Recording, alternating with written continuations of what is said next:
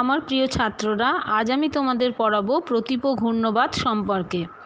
প্রতীপ ঘূর্ণবাতের যে বিষয়গুলি আজ আলোচনা করব তার মধ্যে রয়েছে, দেখো, যেমন প্রতীপ ঘূর্ণবাত কাকে বলে, প্রতীপ ঘূর্ণবাতের বৈশিষ্ট্যগুলো কি কি, প্রতীপ ঘূর্ণবাতের গঠন, প্রতীপ ঘূর্ণবাতের সঙ্গে সেই স্থানে সংশ্লিষ্ট আবহাওয়া, আর ঘূর্ণবাত ও প্রতীপ ঘূর্ণবাতের পার্থক্য। তাহলে প্রথমেই শুরু করছি যে প্রতীপ ঘূর্ণবাত কাকে বলে। স্যার ফ্রান্সিস গল্টন 1861 সালে প্রথম অ্যান্টিসাইক্লোন শব্দটি ব্যবহার করেন। অ্যান্টিসাইক্লোন কথার অর্থ অপোজিট টু সাইক্লোন, অর্থাৎ ঘূর্ণবাতের বিপরীত।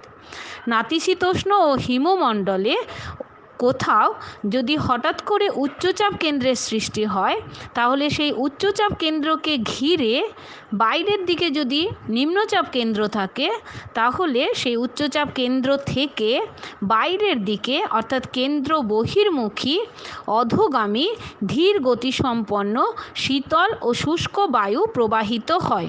একেই বলা হয় প্রতীপ ঘূর্ণবাত, অর্থাৎ ঘূর্ণবাতের ঠিক বিপরীত বৈশিষ্ট্যগুলোই থাকবে এই প্রতীপ ঘূর্ণবাতের ক্ষেত্রে।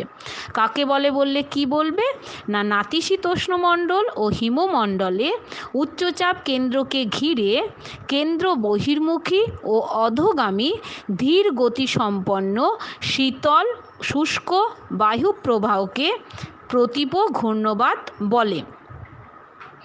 এরপরে বলবো প্রতীপ ঘূর্ণবাতের বৈশিষ্ট্যগুলো কি কি। যেমন প্রথমত হচ্ছে, প্রতীপ ঘূর্ণবাতের ক্ষেত্রে 1 নম্বর, কেন্দ্রে উচ্চচাপ থাকবে। এই উচ্চচাপ অঞ্চলটি গড়ে উঠবে ঠিক কেন্দ্র বরাবর অর্থাৎ মাঝখানে, আর বাইরের দিকে থাকবে নিম্নচাপ। উচ্চচাপ এবং নিম্নচাপের মধ্যে পার্থক্য থাকবে খুব কম, 10 থেকে 20 মিলিবার মতো, অর্থাৎ চাপের ঢালের তীব্রতা হবে মৃদু প্রকৃতির। সমপ্রেষ রেখাগুলি এখানে ফাঁকা ফাঁকাভাবে অবস্থান করবে, ঠিক আছে। দ্বিতীয় পয়েন্টটা হচ্ছে বায়ুর প্রকৃতি। এক্ষেত্রে শীতল বায়ু কেন্দ্র থেকে ঘুরতে ঘুরতে বহির্মুখী শীতল ও অধোগামী হয় এবং বায়ু খুব স্থির থাকে। তৃতীয়ত হচ্ছে বায়ুর দিক, অর্থাৎ ফেরেলের সূত্র অনুসারে উত্তর গোলার্ধের ডান দিকে আর দক্ষিণ গোলার্ধে বাম দিকে পাক খেয়ে অগ্রসর হবে এই প্রতীপ ঘূর্ণবাতের বায়ু। বায়ুর গতি, এখানে মৃদু তাপ আর চাপের ঢাল মৃদু হওয়ার জন্য অতি ধীর গতিসম্পন্ন বায়ু প্রবাহিত হবে, যার গতিবেগ থাকবে ঘন্টায় 30 থেকে 50 কিলোমিটার। আবহাওয়া কেমন হবে না, প্রতীপ ঘূর্ণবাতে বায়ুমণ্ডল শান্ত হয়, আকাশ মেঘমুক্ত নির্মল হয়, বৃষ্টিহীন হলেও কিছু তুষারপাত হয়, বায়ু খুব শুষ্ক প্রকৃতির হয়। স্থায়িত্ব কীরকম থাকবে না, খুব ধীরে নানা দিকে ভ্রমণ করে এই প্রতীপ ঘূর্ণবাতের বায়ু, তাই এটি দীর্ঘস্থায়ী হয়, অনেক দিন পর্যন্ত বা দীর্ঘ সময় ধরে এটা স্থির থাকে। প্রতীপ ঘূর্ণবাতের তীব্রতা একেবারেই থাকে না, দুর্বল প্রকৃতির হয়, ক্ষয়ক্ষতির পরিমাণও তাই খুব কম পরিমাণে হয়।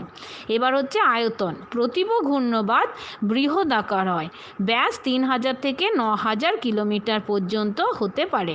তাহলে এই হচ্ছে প্রতীপ ঘূর্ণবাতের বৈশিষ্ট্য সমূহ। এবার বলবো প্রতীপ ঘূর্ণবাতের গঠন সম্পর্কে। সাধারণত আগেই বললাম যে শীতল নাতিশীতোষ্ণমণ্ডল বা হিমমণ্ডলে এই প্রতীপ ঘূর্ণবাত সৃষ্টি হয়। মূলত শীতকালে এই ঘূর্ণবাত দেখা যায়, আর স্থলভাগের ওপর এই ঘূর্ণবাত স্বল্প পরিসর স্থান জুড়ে প্রথমে সৃষ্টি হয়।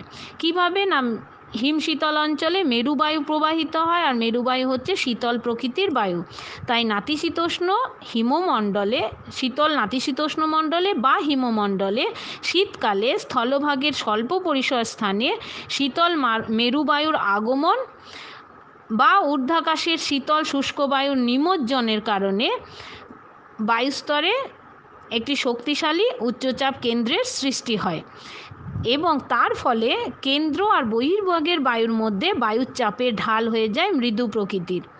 সমপ্রেষ রেখাগুলি সেক্ষেত্রে ফাঁকা ফাঁকা বা উপবৃত্তাকারে অবস্থান করে। উচ্চচাপ কেন্দ্রটি যেটা তৈরি হয় বায়ুর নিমজ্জনের কারণে বা শীতল বায়ুর আগমনের কারণে তার ব্যাস থাকে প্রায় 9000 কিলোমিটার পর্যন্ত।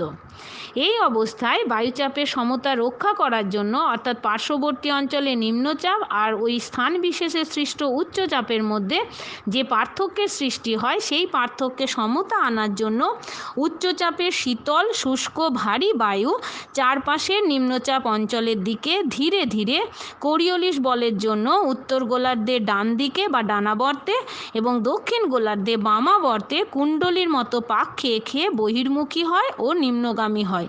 দীর্ঘ সময় ধরে এই ঘূর্ণবাত চলতে থাকে। এইভাবেই এই প্রতিপ ঘূর্ণবাতের উৎপত্তি হয়। তাহলে প্রতিপ ঘূর্ণবাতের উৎপত্তি সাধারণত কোনো একটি স্থানে উচ্চচাপ সৃষ্টির কারণে হয়। আর উচ্চচাপটা সৃষ্টি হয় কী জন্য? কারণ মেরু অঞ্চল থেকে আগত শীতল মেরুবায়ুর আগমনের কারণে বা বায়ুর নিমজ্জনের কারণে। এবার পার্শ্ববর্তী অঞ্চলে নিম্নচাপ থাকে, সেই নিম্নচাপের মধ্যে সমতা বজায় আনার জন্য উচ্চচাপযুক্ত অঞ্চল থেকে বায়ু উত্তর গোলার্ধে ডান দিকে আর দক্ষিণ গোলার্ধে বাম দিকে কুণ্ডলীর মতো পাক খেয়ে বেরোতে থাকে। একেই বলা হচ্ছে প্রতিপ ঘূর্ণবাত বা এইভাবেই প্রতিপ ঘূর্ণবাতের সৃষ্টি হচ্ছে। ঠিক আছে, এটা জটিল কোনো বিষয় নয়, তাই খুব সহজে এটা তোমরা বই থেকেও রেডি করে নেবে। কথাগুলো শুনলে এবার বই থেকে পড়ে নেবে, দেখবে খুব ক্লিয়ার, সুন্দরভাবে তোমাদের কাছে ক্লিয়ার হয়ে যাবে ব্যাপারটা। এবার যেটা বলবো যে প্রতিপ ঘূর্ণবাতের সঙ্গে আবহাওয়া কীরকম থাকে, সংশ্লিষ্ট আবহাওয়া। যদি এরকম প্রশ্ন আসে এই কারণে এগুলো আলাদা আলাদা করে বলা। প্রতিপ ঘূর্ণবাতের সঙ্গে সংশ্লিষ্ট আবহাওয়া কীরকম থাকে পয়েন্ট করে লিখবে। প্রথম পয়েন্টে লিখবে বায়ুর চাপ।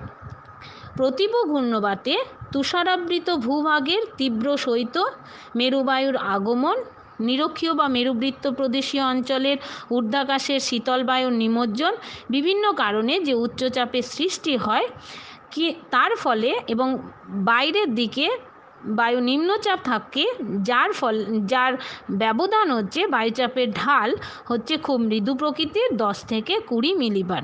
তাহলে বায়ুচাপ পয়েন্টটিতে কি লিখবে না, বায়ুচাপ পয়েন্টটিতে লিখবে প্রতিপ ঘূর্ণবাতযুক্ত অঞ্চলে একটি উচ্চচাপ কেন্দ্রের সৃষ্টি হয়।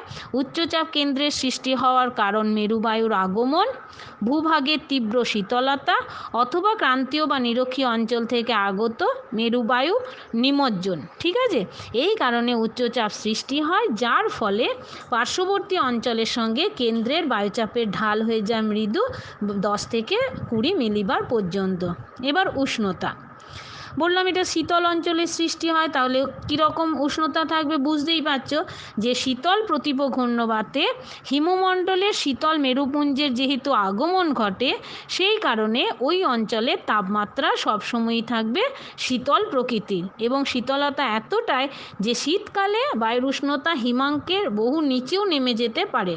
আবার গ্রীষ্মকালে হয়তো উষ্ণতাটা একটু বেশি থাকবে, সেক্ষেত্রে একটা মনোরম আবহাওয়া বিরাজ করবে। তাই জন্য উষ্ণতা হচ্ছে প্রতিপ ঘূর্ণবাতের ক্ষেত্রে, যদি সেটা ক্রান্তীয় অঞ্চল ঘেঁষে হয় নাতিশীতোষ্ণ মণ্ডলে, সেক্ষেত্রে মৃদুভাবাপন্ন নাতিতীব্র আবহাওয়া থাকবে। উষ্ণতা হচ্ছে সাধারণত হিমাঙ্কের থেকে একটু উপরে থাকবে 12-14 ডিগ্রি সেন্টিগ্রেড, কিন্তু শীতকালের দিকে এর তাপমাত্রা অনেকটাই নেমে যায়, কখনো কখনো হিমাঙ্কের নিচেও অনেকটা নিচেও নেমে যায়। এবার হচ্ছে বায়ুপ্রবাহ। বায়ুপ্রবাহ কী রকম হবে না, প্রতিপ ঘূর্ণবাতের ক্ষেত্রে সর্বদাই উচ্চচাপ কেন্দ্র থেকে বায়ু নিম্নচাপ কেন্দ্রের দিকে কেন্দ্র বহির্মুখী বায়ু দেখা যাবে, এবং সেক্ষেত্রে উত্তর গোলার্ধে অবশ্যই ডান দিকে বেঁকে যাবে এবং দক্ষিণ গোলার্ধে বাম দিকে বেঁকে বায়ু প্রবাহিত হতে দেখা যাবে। বায়ুর গতিবেগ খুবই কম থাকবে, ধীর গতি সম্পন্ন হবে, ঘন্টায় 30 থেকে 50 কিলোমিটার পর্যন্ত এই বায়ুর গতিবেগ দেখা যাবে, এবং বায়ুমণ্ডলে কোনো দুর্যোগ থাকবে না। বায়ুতে শান্ত ভাব, রৌদ্র করজ্জ্বল আবহাওয়া সাধারণত দেখা যায় বেশিরভাগ ক্ষেত্রেই। ঠিক আছে, এবার 4 নম্বর পয়েন্টটা হচ্ছে তুষার ঝড়। কখনো কখনো সুমেরু বা আন্টার্কটিকায় একটি চলমান নিম্নচাপের পেছনে থাকা প্রতিপ ঘূর্ণবাত দ্বারা প্রবল ঝড়ো হাওয়ার সঙ্গে তুষার কণাও বাহিত হতে দেখা যায়, যাকে বলা হয় ব্লিজার্ড। তাহলে মণ্ডলে একেবারে শীতল অঞ্চলে সুমেরু বা আন্টার্কটিকাতে কখনো কখনো এই প্রতীপ ঘূর্ণবাদযুক্ত অঞ্চলে ঝোড়ো তুষারকণা সমৃদ্ধ একটি ঝোড়ো হাওয়া প্রবাহিত হতে দেখা যায়। তুষার ঝড় যাকে বলা হয় ব্লিজার্ড। প্রশ্ন আসে, শর্ট কোয়েশ্চেন, ব্লিজার্ড কি? সাধারণত এটাই লিখবে যে তুষার ঝড় হচ্ছে ব্লিজার্ড। ঠিক আছে, সুমেরু বা আন্টার্কটিকায় এটি দেখা যায়। সেই সময় বায়ুর গতিবেগ একটু বৃদ্ধি পায়, ঘন্টা 120 থেকে 160 কিলোমিটার পর্যন্ত হয়ে যায়। উষ্ণতা 7 ডিগ্রি সেন্টিগ্রেড পর্যন্ত নেমে যায়। ব্যাপক শৈত্যপ্রবাহ সৃষ্টি হয়। মেঘ ও বৃষ্টিপাত কীরকম হয় প্রতীপ ঘূর্ণবাদযুক্ত অঞ্চলে এবার বলি। উষ্ণ প্রতীপ ঘূর্ণবাতে শীতল ভারী বায়ু নিমজ্জনের ফলে অ্যাডিয়াবেটিক প্রক্রিয়ায় তা ক্রমশ উষ্ণতর ও শুষ্কতর হয়ে জলীয় বাষ্প ধারণ ক্ষমতা বৃদ্ধি পায়। বায়ুর আপেক্ষিক আর্দ্রতা হ্রাস পায়, ফলে মেঘ সৃষ্টি হতে পারে না। আর মেঘ সৃষ্টি হয় না বলে আকাশ পরিষ্কার থাকে, কোনো বৃষ্টিপাত, বজ্রপাত, শিলাবৃষ্টি এগুলো হয় না। রৌদ্র করজ্জ্বল আবহাওয়া দেখা যায়, শুধু মাঝে মাঝে দু একটা শীতল প্রতীপ ঘূর্ণবাতের ক্ষেত্রে ওই তুষার ঝড় ছাড়া মোটামুটি আবহাওয়া সুন্দর, পরিষ্কার, শান্ত আবহাওয়া থাকে। তাহলে এই হচ্ছে প্রতীপ ঘূর্ণবাতের সঙ্গে সংশ্লিষ্ট আবহাওয়াগুলি। পয়েন্টগুলো এইভাবে লিখবে: বায়ুর চাপ, বায়ুর উষ্ণতা, বায়ু প্রবাহ, তুষারঝড়, মেঘ ও বৃষ্টিপাত। এই পয়েন্টগুলোকে আলোচনা করবেন। এরপরে আমি দিয়েছি ঘূর্ণবাতের সঙ্গে প্রতীপ ঘূর্ণবাতের পার্থক্য। এটা খুব প্রচলিত একটি প্রশ্ন এবং ইম্পর্ট্যান্ট একটা প্রশ্ন। এটা সর্বদাই পরীক্ষায় প্রায় আসতে থাকে যে ঘূর্ণবাতের সঙ্গে প্রতীপ ঘূর্ণবাতের কী পার্থক্য। একদম বিপরীতধর্মী দুটি ঘটনা, বায়ুমণ্ডলীয় গোলযোগ। যেমন হচ্ছে ঘূর্ণবাতের ক্ষেত্রে অবস্থান হচ্ছে এটি ক্রান্তীয় নাতিশীতোষ্ণ মণ্ডলে মূলত দেখা যায়, আর কিন্তু প্রতীপ ঘূর্ণবাত শীতল নাতিশীতোষ্ণ মণ্ডল বা হিমমণ্ডলে দেখা যায়। অক্ষাংশগত অবস্থান দেখা যায় ঘূর্ণবাতের ক্ষেত্রে 5 থেকে 65 ডিগ্রি পর্যন্ত উভয় গোলার্ধে, আর প্রতীপ ঘূর্ণবাতের ক্ষেত্রে অবশ্যই 60 ডিগ্রি থেকে 80 ডিগ্রি অক্ষাংশের মধ্যে। আয়তন হচ্ছে ঘূর্ণবাতের আয়তন খুব ছোট হয়, ব্যাস 100 মিটার থেকে 3000 কিলোমিটার পর্যন্ত হয়, কিন্তু প্রতীপ ঘূর্ণবাতের ক্ষেত্রে এর আয়তন অনেক বেশি হয়। বললাম একটু আগে 3000 থেকে 9000 কিলোমিটার পর্যন্ত এর ব্যাস থাকে। বায়ুর চাপ কীরকম থাকে? ঘূর্ণবাতের ক্ষেত্রে কেন্দ্রে নিম্নচাপ, বাইরে উচ্চচাপ, আর প্রতীপ ঘূর্ণবাতের ক্ষেত্রে কেন্দ্রে উচ্চচাপ, বাইরে নিম্নচাপ। ঠিক আছে। বায়ুর দিক কীরকম হয়? ঘূর্ণবাতের ক্ষেত্রে কেন্দ্রমুখী হয়, আর প্রতীপ ঘূর্ণবাতের ক্ষেত্রে কেন্দ্র বহির্মুখী। ঘূর্ণবাতের ক্ষেত্রে উত্তর গোলার্ধে বায়ু ঘড়ির কাঁটার বিপরীত দিকে প্রবাহিত হয়, দক্ষিণ গোলার্ধে ডান দিকে বেঁকে প্রবাহিত হয়, কিন্তু প্রতীপ ঘূর্ণবাতের ক্ষেত্রে উত্তর গোলার্ধে ডান দিকে আর দক্ষিণ গোলার্ধে বাম দিকে বেঁকে প্রবাহিত হয়। বায়ুর গতি ঘূর্ণবাতের ক্ষেত্রে তীব্র গতিবেগ সম্পন্ন হয়, 40 থেকে 400 কিলোমিটার পর্যন্ত হতে পারে ঘন্টায় গতিবেগ বায়ুর, আর প্রতীপ ঘূর্ণবাতের ক্ষেত্রে ঘন্টায় 30 থেকে 50 কিলোমিটার বেগে খুব ধীর গতি সম্পন্ন বায়ু প্রবাহিত হয়। ঘূর্ণবাতের ক্ষেত্রে দুর্যোগপূর্ণ আবহাওয়ার সৃষ্টি হয়, মেঘাচ্ছন্নতা, বজ্রবিদ্যুৎ, ঝড়, বৃষ্টি এগুলো দেখা যায়, ব্যাপক জনজীবন ক্ষতিগ্রস্ত হয়। কিন্তু প্রতীপ ঘূর্ণবাতের ক্ষেত্রে বায়ুমণ্ডল শান্ত থাকে, আকাশ মেঘমুক্ত নির্মল হয়, বৃষ্টিহীন শুষ্ক আবহাওয়া দেখা যায়। মাঝে মাঝে কিছু কিছু জায়গায় ব্যতিক্রমী কিছু তুষারঝড় বা তুষারপাত হতে থাকে, তবে ক্ষয়ক্ষতির পরিমাণ খুবই কম হয়। তাহলে এই হচ্ছে আজকের আমাদের আলোচনা যে প্রতীপ ঘূর্ণবাত সম্পর্কে। ধন্যবাদ।